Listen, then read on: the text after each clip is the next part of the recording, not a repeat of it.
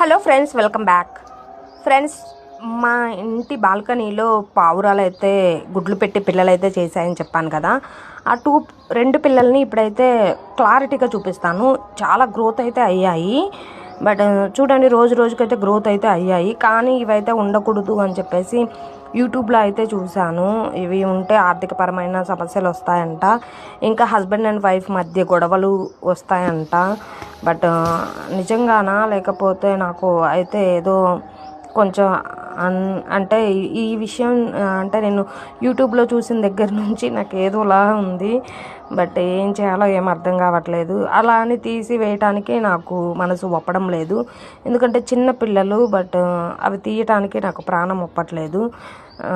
నిజంగానే అలా అవుతుందా? ఆర్థిక సమస్యలు వస్తాయా?